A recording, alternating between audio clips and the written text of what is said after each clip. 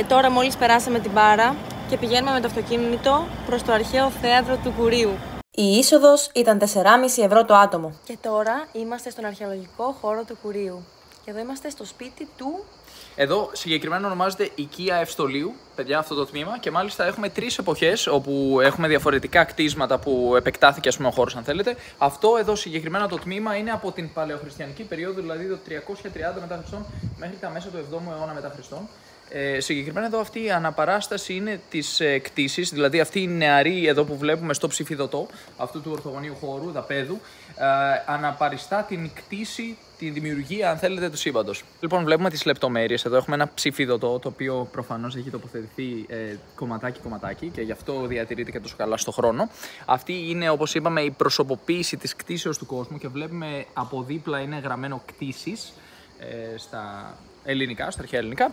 Και εδώ έχουμε μια υπέροχη θέα. Κάτω βλέπουμε όλη την θάλασσα, την παραλία με πολύ ξεκάθαρο τρόπο, αν θέλετε, από εδώ. Τεράστια παραλία. Ναι. Και βρισκόμαστε πολύ κοντά και στο αμφιθέατρο. Στο δεξί μας χέρι βρίσκεται το αμφιθέατρο που θα καταλήξουμε σε λίγο. Αλλά προς το παρόν απολαμβάνουμε αυτόν τον υπέροχο χώρο που πρέπει να ήταν χώρος υποδοχής, που είχε και λουτρά εδώ και ψηφιδωτά. Βλέπουμε ότι διασώζεται ένα μεγάλο τμήμα της κατασκευής. Εδώ βλέπουμε και μια επιγραφή στο Braille, οπότε μπορεί κάποιος να χρησιμοποιήσει και Braille για να διαβάσει. Για τους τυφλούς δηλαδή. Ναι, για τον χώρο. Βέβαια, αν κάποιος γνωρίζει Braille, θα μπορούσε να το χρησιμοποιήσει. Έτσι, βλέπουμε και άλλες επιγραφές εδώ που εξηγούν τα πάντα αναλυτικά σε Braille. Αυτοί οι χώροι βλέπουμε ότι δεν είναι προσβάσιμοι.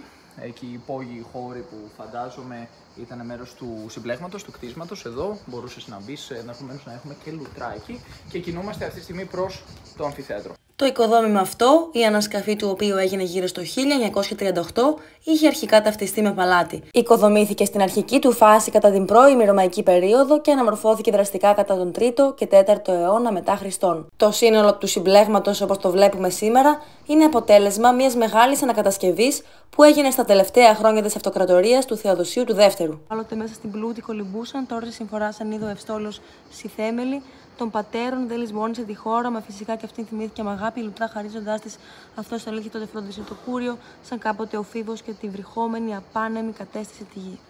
Δεν κατάλαβα πολύ καλά τι λέει, αλλά τη γενική ιδέα την πήραμε. Παιδιά, και τώρα μια μετάφραση η οποία μας έρχεται από τα αγγλικά, που είναι πιο εύκολα κατανοητά. Εδώ ουσιαστικά λέει ότι οι κάτοικοι του Κουρίου, που κάποτε είχαν πολύ μεγάλο πλούτο, αυτή τη στιγμή βρίσκονται σε μια άσχημη κατάσταση. Ο Ευστόλιος είδε αυτή την κατάσταση και δεν ξέχασε την γη από όπου κατάγεται. Και φυσικά λέει, επειδή είχε αγάπη για αυτή την πόλη, ουσιαστικά την γέμισε, της δώρισε τα λούτρα. Και έτσι φρόντισε το Κουρίο, όπως είχε κάνει και ο Φίβος κάποτε, επαναφέροντας ηρεμία σε έναν τόπο ο οποίος είχε χτυπηθεί από σεισμούς. Και τώρα φτάνουμε στο αρχαίο θέατρο του Κουρίου, στο αμφιθέατρο δηλαδή, όπου η Χρυσάνθη έχει τραγουδήσει. Έχω τραγουδήσει, ναι, νομίζω το 2006, κάπου εκεί. Θα μας τραγουδήσει και πάλι άλλο ένα τραγουδάκι. Στο σχολείο, βεβαίως. Λοιπόν, αυτό εδώ είναι το αμφιθέατρο. Θέλουμε να πας στη μέση και να μας τραγουδήσεις. Παιδιά, αυτό είναι το πιο αρχαίο τμήμα. Ουσιαστικά χτίστηκε μεταξύ του 310 π.Χ. και πόσο να πούμε περίπου, ουσιαστικά στην ελληνιστική περίοδο, 310 με 30 π.Χ. Ορίστε, τάρα! Μελωδία. Ναι, παιδιά, υπάρχει μια μελωδία από αυτά εδώ, από τα μεταλλικά τμήματα που έχουν βάλει εδώ πίσω για τους προβολείς. Το τα ακούω. stamp. Ναι, ακούγεται. Υπέροχο είναι. Πολύ μελωδικό. Και λένε όταν πας στο κέντρο και ρίξεις ένα νόμισμα θα ακουστεί παντού. Τώρα η Χρυσάνθη κατεβαίνει για να μας πει ένα τραγούδι από εκεί κάτω.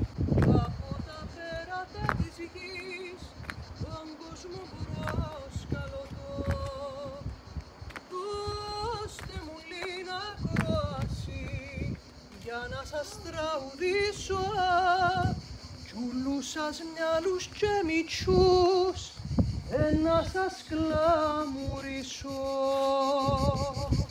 Τέλεια ακουστική. Σαν Dolby Surround ακούγεται. Έχεις και χειροκρότημα. Πώς φάνηκε το τραγούδι? Πολύ καλό, παιδιά. Και το αμφιθέατρο? Μπράβο. Πολύ καλό να πούμε και κάποια ιστορικά στοιχεία. Χτίστηκε στα τέλη του 2ου αιώνα π.Χ. Είχε αρχικά έτσι κυκλική μορφή, ας πούμε, σχήμα. Είχε χωρητικότητα για 3.000 θεατές. Υπέστη όμως ζημιές λόγω της σεισμικής δραστηριότητας στην περιοχή και στη συνέχεια ουσιαστικά έγινε κάποια αναστήλωση του χώρου, κάποιες επισκευές τον 1ο, 2ο και 3ο αιώνα μετά Χριστόν, αλλά στη συνέχεια καταστράφηκε και εγκαταλειφθήκε οριστικά από τον 4ο αιώνα μετά Χριστόν. Όλο αυτό που βλέπουμε, ή τέλος πάντων η πλειοψηφία του χώρου, το μεγαλύτερο τμήμα του χώρου, στην πλειοψηφία έχει γίνει αναστήλωση πρόσφατη και δεν είναι ουσιαστικά το αρχαίο θέατρο έτσι όπως υπήρχε. Δεν πειράζει τότε. τώρα να πούμε ότι είναι το αρχαίο. Αλλά ήταν αυτή η μορφή του τότε και όντως είναι αρκετά επιβλητικό κτίσμα και πολύ στρατηγικά τοποθετημένο ώστε οι θεατές να έχουν πρόσβαση και στην μάλλον θέα σε αυτό το χώρο και σε όλη τη θάλασσα. Πραγματικά εγώ έχω μείνει άναυδος με την υπέροχη θέα που έχει. Άρα έτσι ήταν, ναι. Ναι, ήταν έτσι, παιδιά. Μιλάμε για τα τέλη του 2ου αιώνα π.Χ. Αυτός ο χώρος ήταν αυτή η μορφή του. Αλλά εγώ βλέπω και κάτι εκεί κάτω και θέλω να μπω. Να μπω. Άντε μπες. Είναι ό,τι πρέπει για το ύψος σου. Ωραία, είναι δροσερά. Είναι δροσερά? Ναι. Τέλεια, θα σε αφήσουμε εδώ αν είναι και φεύγουμε. Όχι, εντάξει. Δεν έχει και πολλά να κάνω. Προτιμώ το έξω που έχει ήλιο. Άντε, εντάξει. Θα σε δεχτούμε πίσω λοιπόν. Θα πετάξει το νόμισμα, λένε. Ναι, για να δούμε. Μπα. Δεν άκουσα και τόσο πολύ την ακουστική του χώρου, παιδιά. Μάπα το καρπούζι. Ναι, λένε, φημολογείται ότι έχει καλή ακουστική. Μήπως το σημείο δεν ήταν σωστό, μήπως πρέπει να πάμε κάπου αλλού. Πρέπει να το υπολογίσουμε. Παιδιά, μισό λεπτάκι να βγάλω χαρτί και στυλό να κάνουμε τα μαθηματικά λίγο, να δούμε πού βρίσκεται το επίκεντρο. Πλάκα κάνω, δεν νομίζω ότι μπορούμε να βγάλουμε εδώ άκρη με αυτό το χώρο και να βρούμε ακριβώς πού θα έχουμε την βελτιστή ακουστική, τουλάχιστον όχι αυτή τη στιγμή και όχι χωρίς ένα σχέδιο του χώρου. Όμορφη θέα. Ναι, πολύ ωραία. Δέστε παιδιά πως τα σκαλίζαν πριν τόσους αιώνες με το χέρι, με τι ομοιομορφία είναι οι γραμμούλες. Μάρμαρο. Μάρμαρο. Τώρα εμείς θα κινηθούμε προς την Ρωμαϊκή Αγορά, την Παλαιοχριστιανική Βασιλική, την οικία Μονομάχων και την οικία του Αχιλλέα. Και τώρα φτάσαμε στο νούμερο 5, στο ροζ, όπως λέει ο χάρτης μας, Ναι, ή παιδιά. αλλιώς στη Ρωμαϊκή Αγορά. Ναι. Είναι επιβλητική. Ναι, χτίστηκε παιδιά κάποια στιγμή μεταξύ του 30 π.Χ. και 330 μετά Χριστόν. Μιλάμε για τη Ρωμαϊκή περίοδο. Εμένα μου κάνει εντύπωση που διασώζεται έτσι ένα τόσο μεγάλο τμήμα της αγοράς. Κοίταξε να δεις, εγώ βλέπω μόνο πέτρες.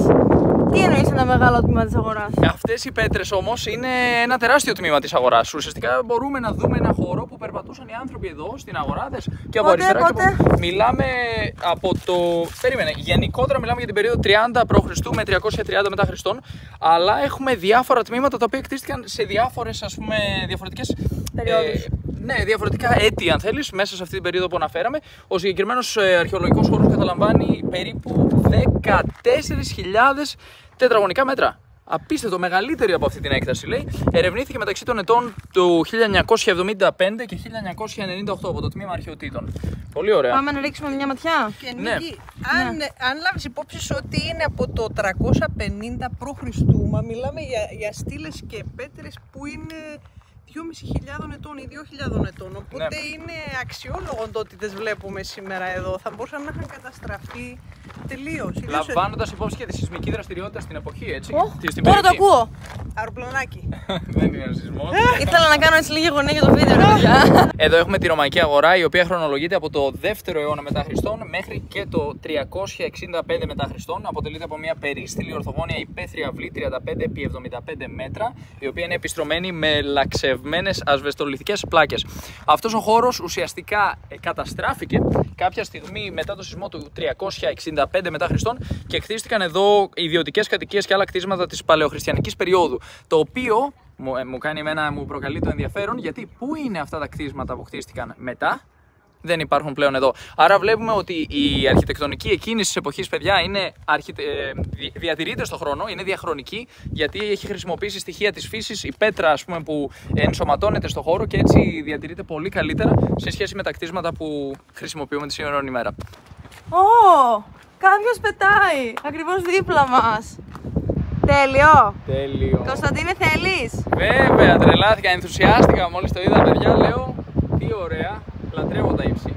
Η παλαιοχριστιανική αυτή βασιλική χρονολογείται στις αρχές του 5ου αιώνα μετά Χριστόν και πιθανότατα αποτελούσε τον καθεδρικό ναό των πρώτων επισκόπων του Κουρίου. Τα κατάλοιπα που διασώζονται υποδεικνύουν ένα επιβλητικό οικοδόμημα.